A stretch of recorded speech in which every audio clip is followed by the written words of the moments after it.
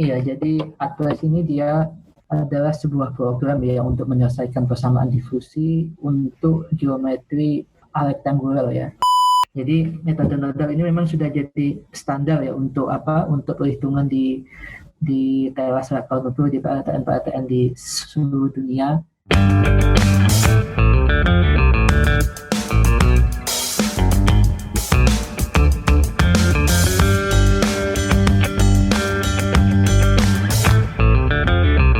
Datang di podcast Bicara Nuklir, podcast pertama yang membahas tentang sains dan teknologi nuklir di Indonesia. Di season ini, kita akan ngobrol dengan lebih banyak ahli dengan topik yang lebih luas dan lebih far-reaching daripada sebelumnya. Kita akan gali lebih dalam tentang topik-topik nuklir, baik yang umum maupun yang belum familiar di tengah masyarakat. Jadi stay tuned and let's get radiated.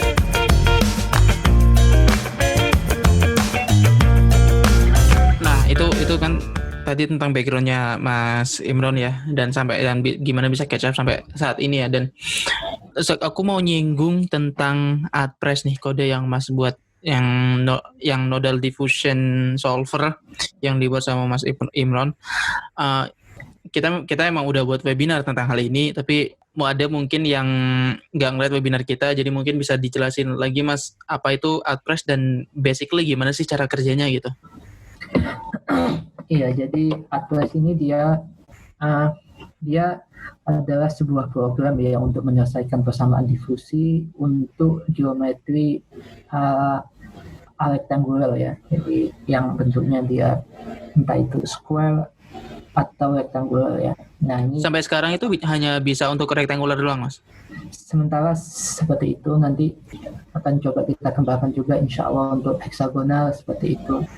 Atau barangkali juga bisa untuk silinder, supaya bisa dipakai untuk analisis PPMR ya, yang HTL yang berbeda seperti itu. Nah, jadi dia menyelesaikan persamaan difusi, dia untuk perhitungan untuk analisis teras reaktor di level teras ya. Jadi biasanya kalau perhitungan reaktor itu kan diawali dengan di level lattice dulu ya, bakal ya. Di level perangkat bahan bakar diselesaikan dengan persamaan transport ya, karena tidak mungkin diselesaikan dengan persamaan difusi. Banyak pendekatan yang diintroduce di sini, seperti boundary condition-nya itu harus reflektif seperti itu. Padahal kondisi asli di dalamnya tidak seperti itu. Iya. Dan beberapa pendekatan lainnya. Nah, setelah perhitungan di level perangkat bahan bakar ini dilakukan untuk masing-masing tipe bahan bakar, untuk masing-masing burn up ya. Dengan metode nodal terus diselesain namanya? Dengan CMFD gitu ya? Bukan. Oh, pakai transport. Yang di level perangkat bahan bakar itu pakai transport ya. Dan ini dilakukan berkali-kali ya. Dilakukan beberapa kali untuk variasi tipe bahan bakarnya, untuk variasi burn up step-nya, untuk variasi current density, densitas pendingin, suhu bahan bakar. Kalau untuk PWR, untuk pressurize, dari beberapa boron konsentrasi boron. Kalau untuk boil water reactor, dia untuk di beberapa void seperti itu. Jadi nanti kita punya data yang lumayan agak besar seperti itu ya, karena kita punya data cross section untuk masing-masing kondisi operasi seperti itu. Misalnya untuk bahan bakar, operasinya biasanya untuk bahan bakar suhu 900 dengan current density sekian, dengan boron konsentrasi sekian seperti itu. Nah, itu nanti kita punya cabang-cabang ya, branch calculation. Nah, nanti data ini kita punya ya, dan ini cukup dilakukan sekali saja seperti itu ya. Oh, oke. Okay. Jadi kalau di operasi PLTN selama kita memakai bahan bakar yang sama dari vendor yang sama, ya kita akan pakai itu terus. Nah, proses di sini cukup lama seperti itu ya, karena kita pakai perhitungan transport dan dilakukan berkali-kali, tapi sekali kita punya ini itu jadi data kita ya, Oh iya. selama kita nggak ganti bahan bakarnya ya, seperti itu. Selama kita tetap mengambil bahan bakar dari vendor yang sama dan jenis bahan bakarnya sama ya, kita pakai itu. Nah, data-data ini kemudian ini jadi pustaka, jadi library-nya, ada metode untuk melakukan analisis di level teras. Oh, jadi justru nodal meternya itu dipakai di level terasnya ya? Iya, Oke. di level teras seperti itu. Nah, kenapa kita nggak langsung saja selesaikan level teras semuanya gitu kan pakai transport seperti itu. Nah, ini tidak mungkin karena kalau itu kita butuh jumlah energi yang banyak dan karena geometrinya besar dan sangat heterogen, jadi butuh jumlah mesh yang banyak. Jadi itu nggak mungkin untuk melakukan perhitungan rutin, apalagi transient seperti itu. Oke. Nah, aku kemudian penasaran sama itu, Mas. Ini mohon dibenerin kalau misalnya aku salah ya. Nyelesain persamaan transport yang di dalam level perangkat bahan bakar itu pakai metode apa berarti ya? Nah, kalau untuk pakai collision probability atau kayak gimana? Ya, jadi ada beberapa metode. Kita secara umum dibagi menjadi dua. Yang pertama pakai metode stokastik ya, bisa Monte Carlo ya? Ya, pakai Monte Carlo maksud saya, yaitu salah satu stokastik. Bisa juga pakai deterministik ya. Dulu awal-awal tahun 70-an kita pakai CPM ya, collision probability method, seperti yang dipakai di PIG, salah satu paket PIG di SRAC ya. Dan untuk yang belum tahu, SRAC itu kode yang dibuat oleh JIA ya, dari Jepang ya, dan banyak digunakan untuk penyelesaian lattice transport, terus untuk kemudian core diffusion gitu. Ya. Oke. Ya, jadi PIG itu nanti untuk kalau zaman dulu sekali kita ada, kalau zaman sekarang seperti yang saya jelaskan sebelumnya, kita selesaikan di perangkat bahan bakar dulu, lalu ke level teras. Tapi kalau kita mundur lagi ke belakang, lebih banyak pendekatan yang dilakukan. Pertama kita hitung dulu di level Philippines seperti itu. Kalau kita baca buku The Stat ya, nanti di level Philippines dulu, bahkan di level Philippines itu pun masih diaproksimasi ya. Jadi yang mestinya bentuknya square diaproksimasi jadi silinder dan diselesaikan dengan satu dimensi transport seperti itu. Tapi karena sekarang perkembangan komputer pesat, kita bisa langsung selesaikan satu assembly langsung seperti itu. Oke. Nah, untuk di AdPress sendiri nih, yang spesifik ke AdPress, berarti cara nyelesain yang di level perangkat bahan bakarnya itu pakai metode apa? Deterministik kah? Bisa dua-duanya, bisa pakai deterministik atau bisa pakai Monte Carlo seperti itu. Oh gitu. Ya, bisa pakai salah satu code yang Monte Carlo, misalnya pakai MCNPX atau Exoten, atau pakai Monk, pakai Apollo dan lain-lain. Oh sorry, aku baru nangkep. Berarti memang apa itu namanya? Yang diselesaikan oleh AdPress ini berarti yang kalau misalnya apa itu namanya di level perangkat bahan bakarnya udah level perangkat bahan bakar ini AdPress gak nyentuh ya? AdPress itu tahu jadi ya? Tahu jadi berupa data library, terus baru nanti diproses ke core-nya ya? Ya, itu nanti jadi input, itu yang jadi input buat AdPress seperti itu. Oke. Ya, aku agak pusing lihat kok nyelesain lattice transport juga gitu. Ya, enggak apa-apa. Jadi seperti itu. Nah, nanti pakai AdPress itu perhitungannya bisa dilakukan jauh lebih cepat ya, cukup dengan 2 grup saja seperti itu. Dan untuk analisis light water reactor seperti PWR atau BWR, dia sudah sangat akurat seperti itu. Kalau dibandingkan dengan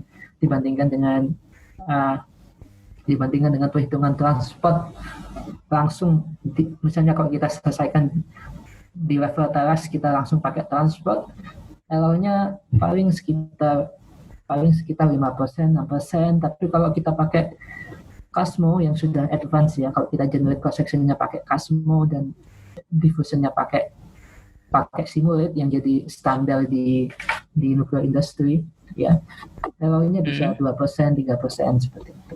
Oh, I see. Dibandingkan kalau kita ya seperti itu. Jadi ya sangat acceptable ya kalau dari sisi akurasi. Ini bisa multi group kan Mas? Nggak cuman Ya kalau dua grup doang. kalau Adpress bisa multi group ya, kalau dia pakai semi analytic nodal method ya. Dia bisa Jadi multi-group. metode nodal yang tersedia di Adpress itu apa aja berarti Mas? Kalau yang ibaratnya bisa kita jadiin opsinya. Istilahnya itu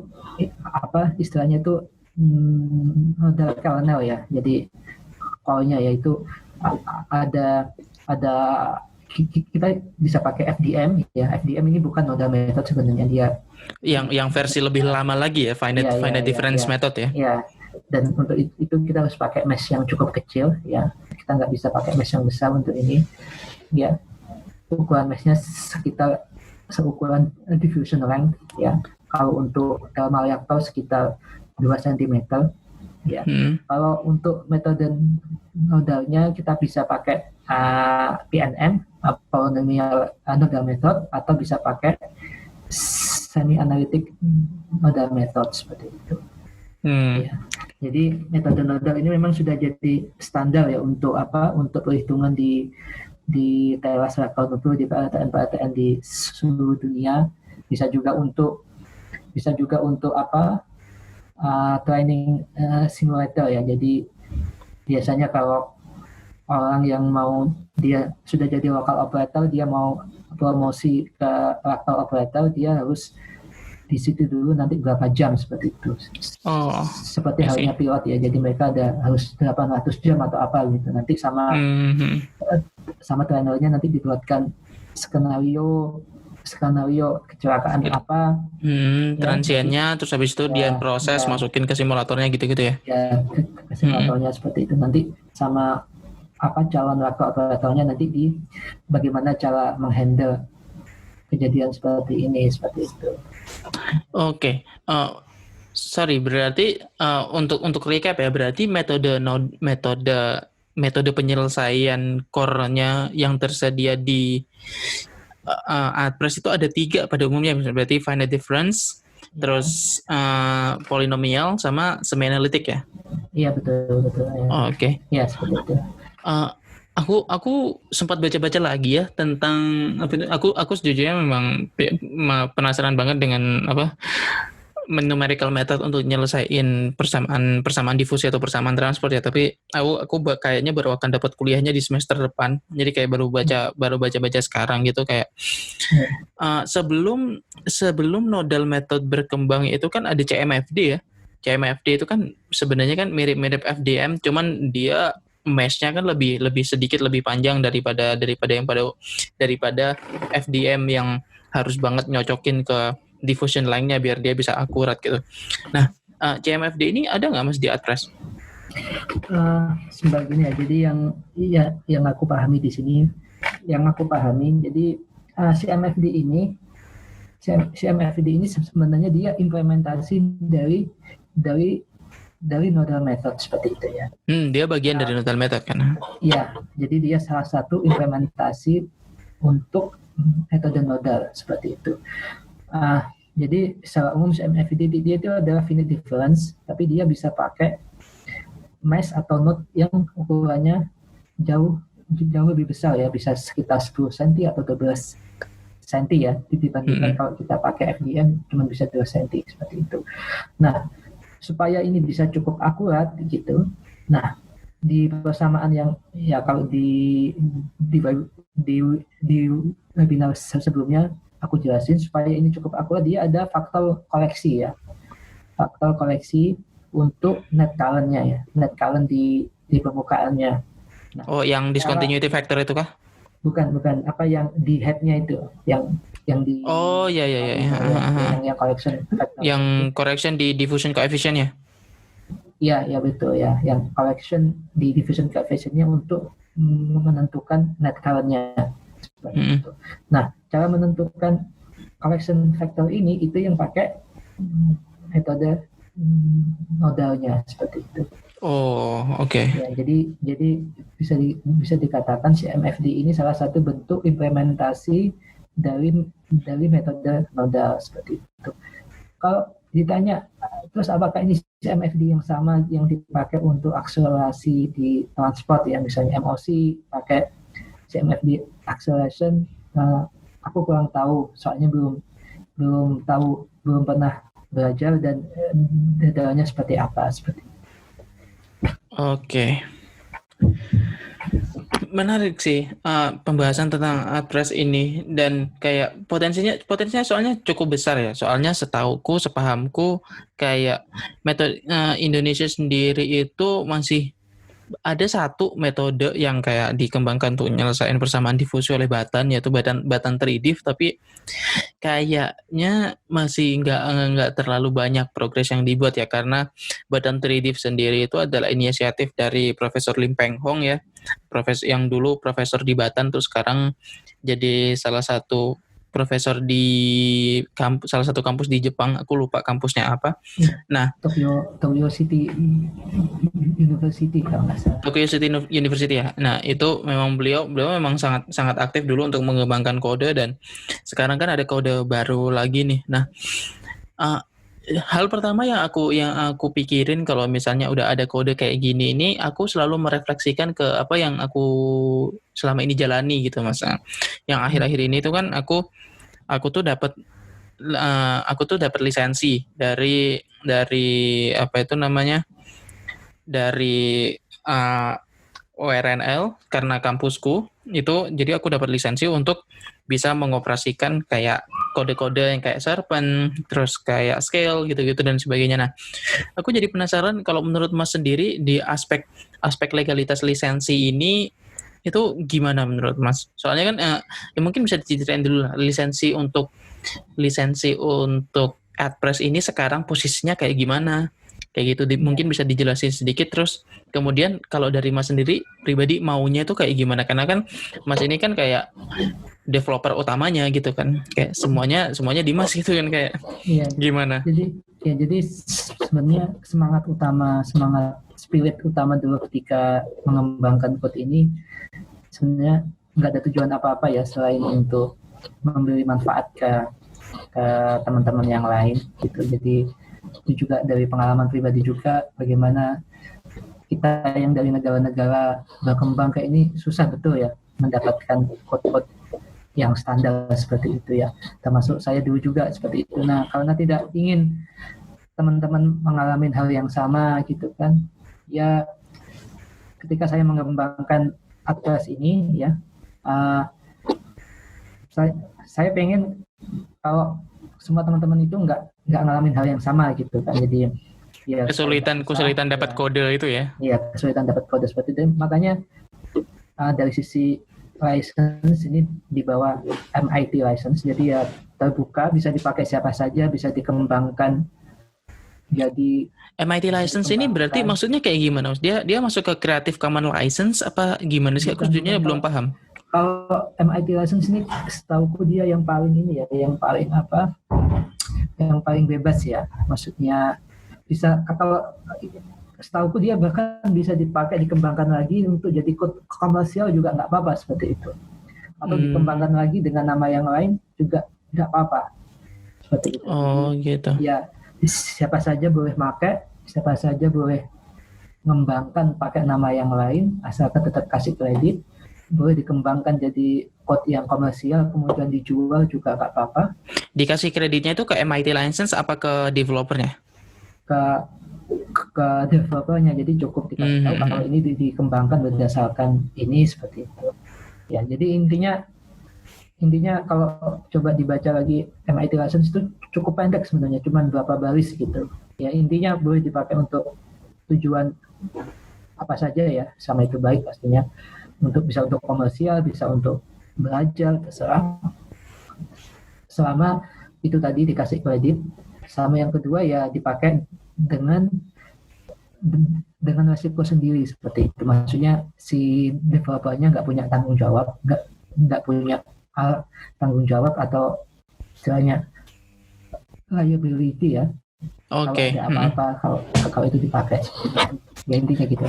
Itu kan kondisinya si AdPress-nya sekarang nih. Nah, kalau misalnya Mas pinginnya ke depan itu akan kayak gimana?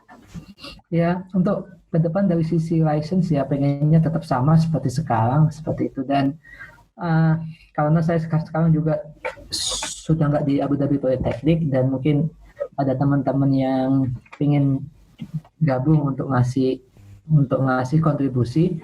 Ya, kemarin kita sudah sepakat di webinar, insya Allah nanti kita akan ganti dengan nama lain, yaitu Komodo, seperti itu, supaya namanya netral, tidak membawa institusi, supaya teman-teman yang lain juga bisa ikut berkontribusi. Tapi gimana kalau misalnya, misal nih, uh, apa itu namanya, salah satu institusi di Indonesia gitu, kayak misal Batan gitu kan kayak institusi yang sekarang punya kemungkinan untuk berkolaborasi tentang kode itu kan, kalau nggak Batan, Bapeten, UGM gitu kan. Kalau Iya. misalnya satu dari tiga itu pingin apa kayak menginstitusikan si kode baru yang AdPress itu, kayak gimana menurut Mas?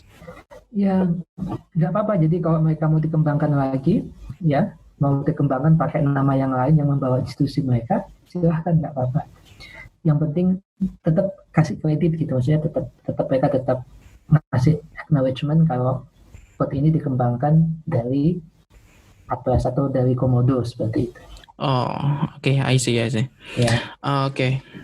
Baik, itu kan tentang lisensi ya. Terus terakhir nih, mungkin karena kita waktunya juga terbatas ya. AdPress ini kan sekarang cakupannya itu kan masih 2D PWR Mas ya, 2D pin ya. Bukan, dia bisa 3D. 3D PWR tapi ya. Bisa selama bentuknya square ya. Bentuk square ya, bisa untuk PWR, bisa untuk BWR ya.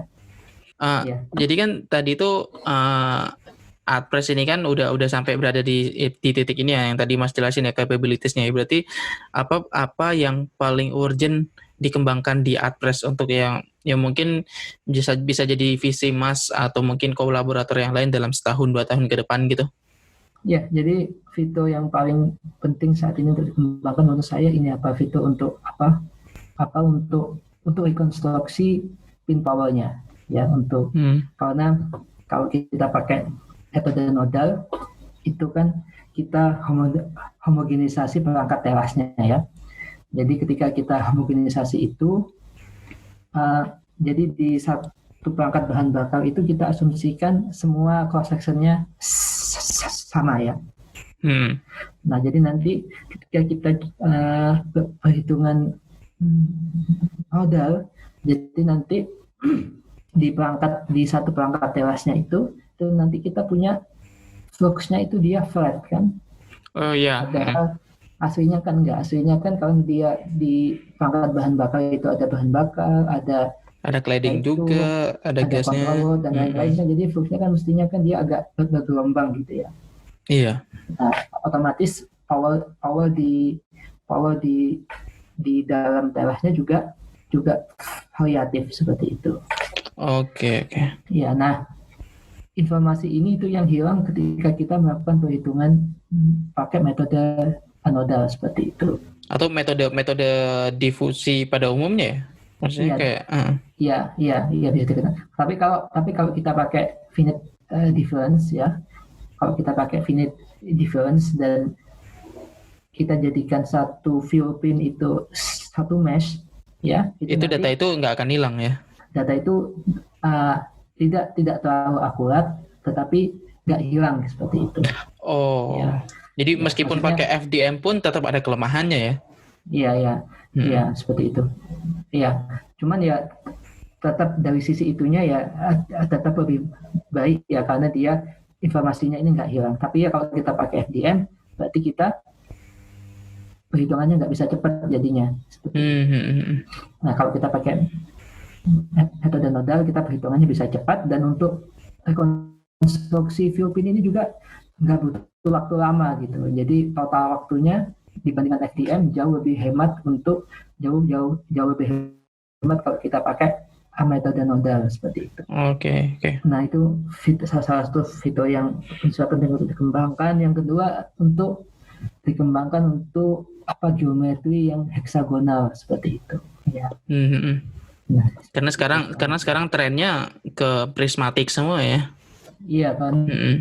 Dan sekarang banyak reaktor yang pakai prismatik seperti VVER, VVER, VVR-nya ya Rusia. Rusia, mereka pakai heksagonal, terus banyak advance reaktor juga yang pakai heksagonal juga seperti itu.